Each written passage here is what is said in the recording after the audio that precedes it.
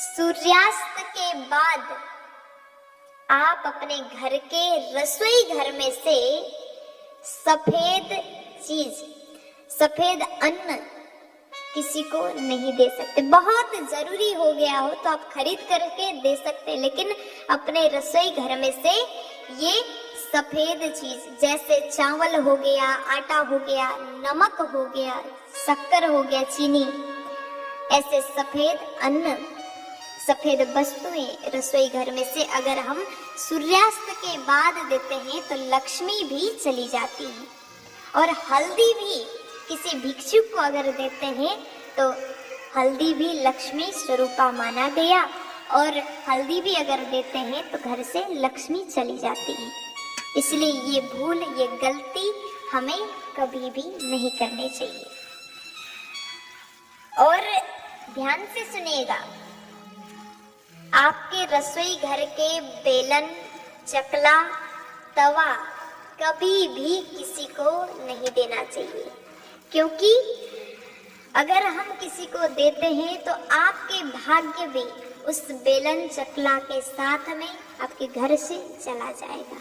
इसलिए ये 5 चीज कभी भी किसी को ना दें।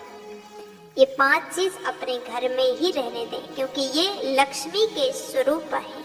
प्यार से बोल दीजिए ना। बताया गया पत्नी के पास, माताएं अपने पास में जो पैसा रखती हैं, पत्नी ने, आपके पत्नी ने तिजोरी में कुछ धन जमा करके रखा है, पैसा रखा है, तो उस पैसा को कभी भी किसी को उधार ना दें, क्योंकि लक्ष्मी के पास जो लक्ष्मी है उसको बने रहने दें। घर के लक्ष्मी के पास अगर लक्ष्मी वो जोड़ करके रखते हैं तो आपके घर में बरकत होगा। इसलिए वो लक्ष्मी कभी भी उधार में ना दे। तो कहा गया झाड़ू, जो झाड़ू हम अपने घर में लगाते हैं वो झाड़ू कभी भी भूल करके भी दूसरों को नहीं देना चाहिए। अगर पुराना हो गया हो तो आप किसी नदी में प्रवाहित कर दें। झाड़ू को लक्ष्मी के स्वरूप माना गया। लक्ष्मी पूजा के दिन अभी अभी आप सभी ने लक्ष्मी पूजा के साथ में झाड़ू को भी पूजा किया होगा। घर की लक्ष्मी हमारे यहाँ, हमारे हिंदू परंपरा में, हमारे शास्त्र में बताया गया झाड़ू लक्ष्मी के स्वरूप है। इसलिए हमारी बुजुर्ग माताएं, बुजुर्ग लोग कहते हैं कि अगर झाड़ू को पैर लग जाए तो उसको प्रणाम करना चाहिए।